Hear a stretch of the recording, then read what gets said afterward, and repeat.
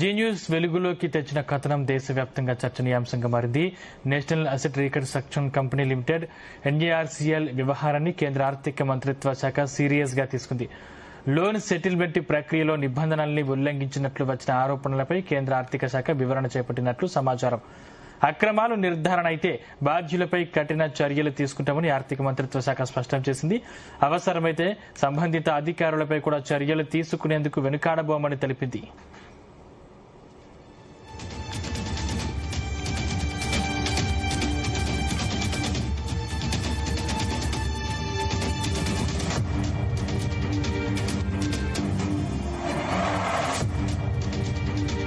Exon global కు సంబంధించి G media వెలుగులోకి తెచ్చిన వివరాల ప్రకారం ఈ కేసులో ఎన్ఏఆర్సీఎల్, ఐడీఆర్సీఎల్ అంగీకరించిన క్లెయిమ్ మొత్తం 2,172 కోట్ల రూపాయలు.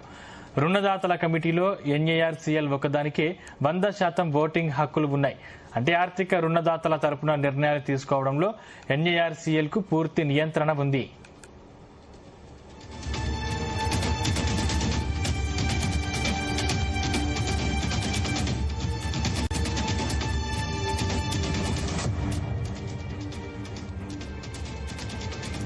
ఈ కేసులో 550 కోట్ల రూపాయల వడ్డీ కాగా 29 కోట్ల 24 లక్షల రూపాయలు లేట్ ఫీజుగా లెక్కగట్టారు.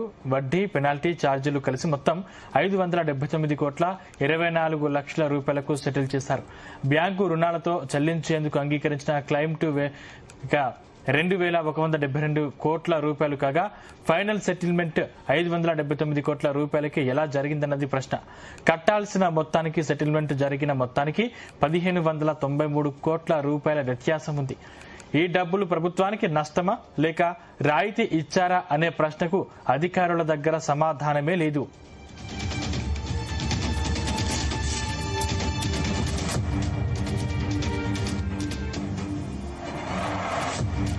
బ్యాంక్ లోన్ సెటిల్మెంట్ చేసిన ఎన్ఏఆర్సీఎల్ వైఖరి తెలుసుకోవడానికి జీ మీడియా బృందం అన్ని విధాలా ప్రయత్నించింది. జూన్ 1న ఎన్ఏఆర్సీఎల్ కు ఈమెయిల్ ద్వారా అధికారికంగా పంపింది.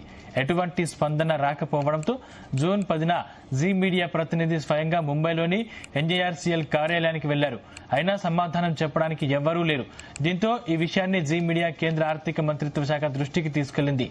జీ న్యూస్ అందించిన ఆధారాలతో విచారణకు ఆదేశించింది కేంద్ర ఆర్థిక శాఖ.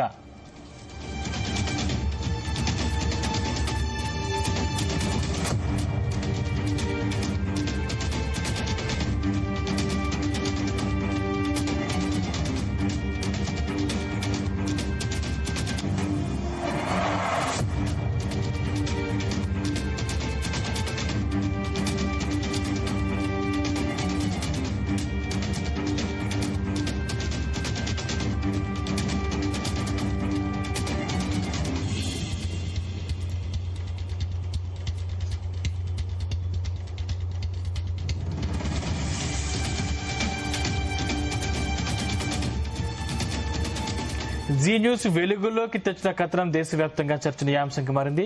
National Asset Reconstruction Company Limited NARCL వ్యవహారాన్ని కేంద్ర ఆర్థిక మంత్రిత్వ శాఖ సీరియస్ గా తీసుకుంది.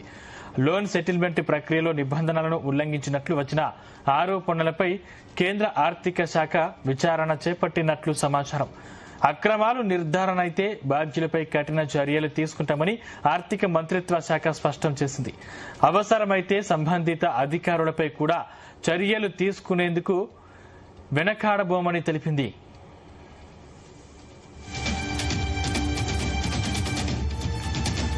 ఎక్సాన్ గ్లోబల్ కు సంబంధించి జీ మీడియా వెలుగులోకి తెచ్చిన వివరాల ప్రకారం ఈ కేసులో ఎన్ఏఆర్సీఎల్, ఐడీఆర్సీఎల్ అంగీకరించిన క్లెయిమ్ మొత్తం 2,172 కోట్ల రూపాయలు.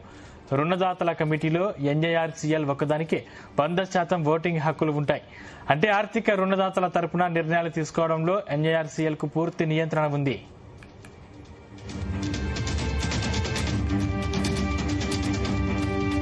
ఈ కేసులో 550 కోట్ల రూపాయలు వడ్డీ కాగా 29 కోట్ల 24 లక్షల రూపాయలు లేట్ ఫీజుగా లెక్కగట్టారు. వడ్డీ, పెనాల్టీ ఛార్జీలు కలిపి మొత్తం 579 కోట్ల 24 లక్షల రూపాయలకు సెటిల్ చేశారు. బ్యాంకు రుణాలతో చెల్లించేందుకు అంగీకరించిన క్లెయిమ్ 2,172 కోట్ల రూపాయలు కాగా ఫైనల్ సెటిల్మెంట్ 579 కోట్ల రూపాయలకే ఎలా జరిగిందన్నది ప్రశ్న. కట్టాల్సిన మొత్తానికి సెటిల్మెంట్ జరిగిన మొత్తానికి 1593 కోట్ల రూపాయల వ్యత్యాసం ఉంది.